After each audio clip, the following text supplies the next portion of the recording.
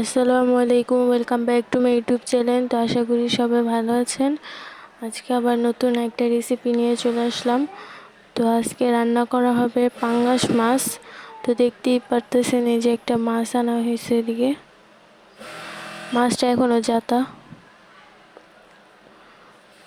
তো মাছের আম্মু ভাবছিল প্রথমে হয়তো মাছে কিছু খাওয়ায় এভাবে পেট বড় করছে বা কিছু, কিন্তু পরে কেটে দেখে মাছের পেটে ডিম আছে।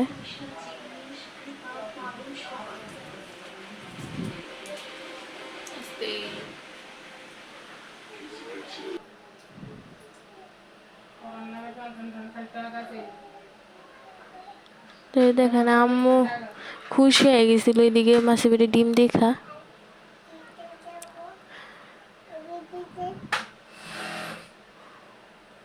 ডিমটা কিন্তু অনেক বড় ছিল।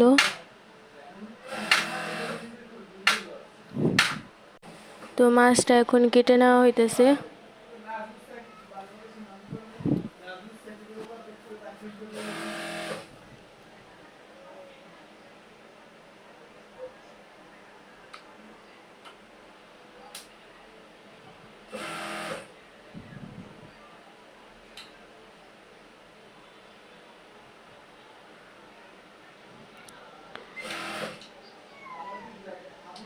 দেখেন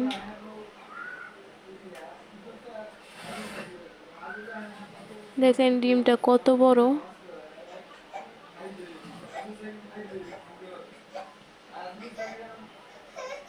এখন মাছগুলো পিস পিস করে কেটে নেওয়া হবে।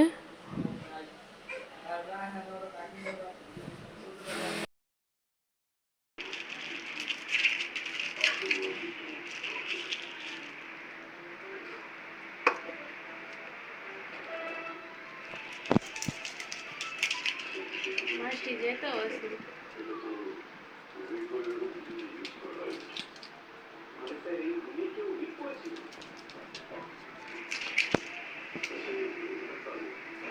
মাছটি দেখা।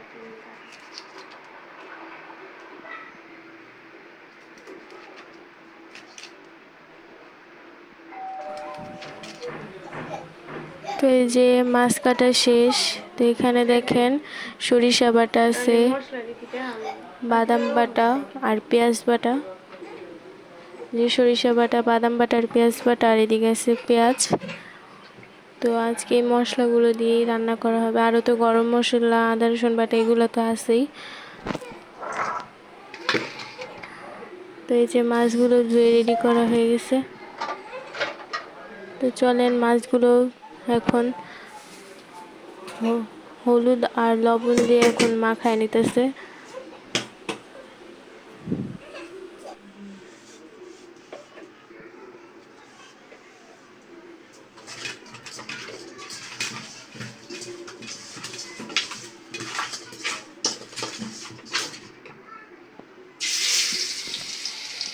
পড়ে থাক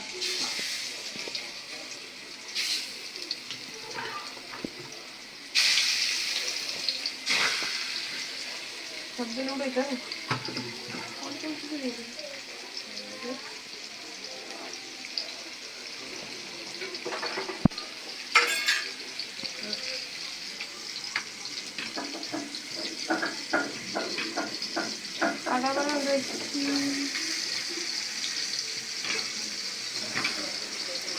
দেখেন ডিমটাও মাখায় নিল। এটাকে ভাজার পর পরে পিস পিস করে নেওয়া হবে।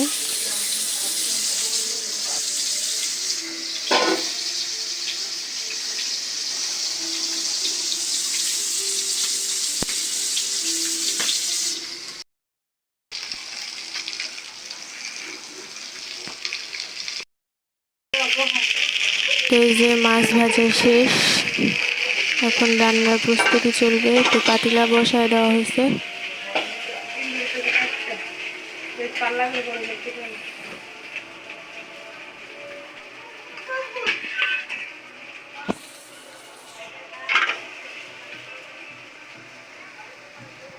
প্রথমে আম্মু দিয়ে দিল পেঁয়াজ। কালকে সকালে কাজে টাইম দিলে তাহলে দেরি।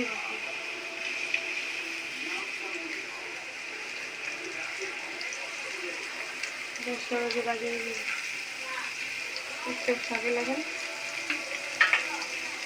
জ্বালা টানা টানা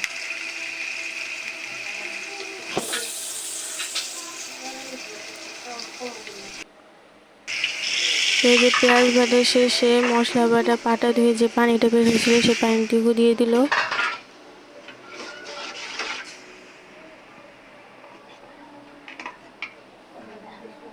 আদা রসুন বাটা, গরম মশলা বাটা,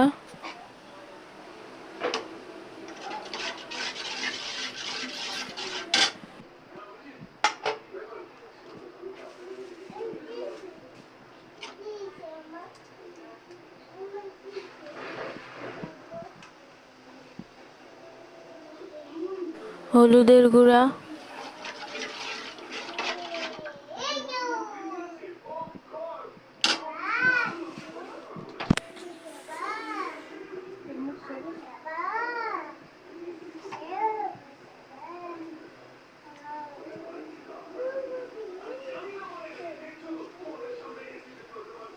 মরিচের গুঁড়া দিয়ে দিল।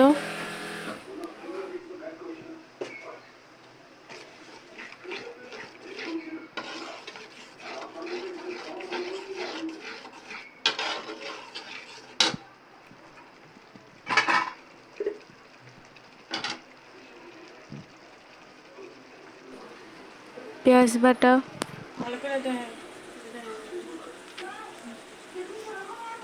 সরিষা বাটা আর বাদাম বাটা। এখন মশলাটা ভালো করে কষায় নেওয়া হবে।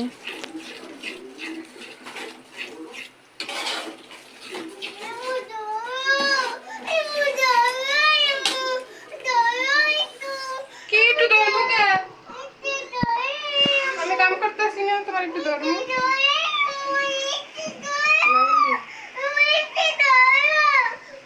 কি খারাপ খারাপ লবণটা দিয়ে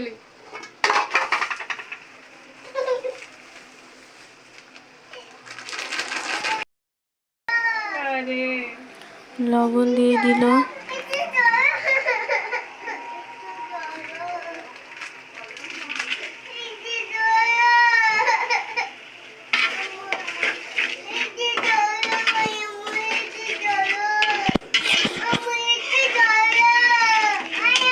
মশলা কষানো শেষ, পানি দিয়ে দিল। বেশি করে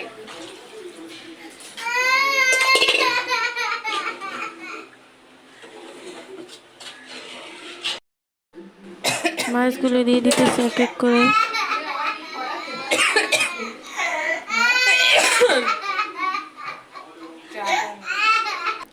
দেখেন ডিমগুলো কেটে রেখে দিছিল, তো এখন ডিমগুলো দিয়ে দিতেছে। ডিমগুলো পুরো কাঁচা কলার মতো দেখা যেতেছিল।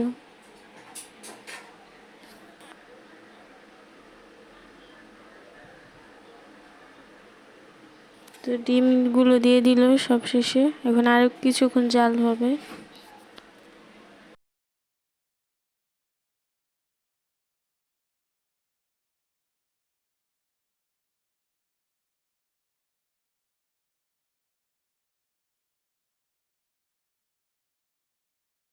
তো গাইস দেখেন রান্না করা শেষ। তো সবাই জানাবেন কেমন হয়েছে আজকের রেসিপিটা। আর অবশ্যই আমাদের ভিডিওটা ভালো লাগলে লাইক কমেন্ট করবেন। তো সবাই ভালো থাকবেন, সুস্থ থাকবেন। আল্লাহ হাফেজ।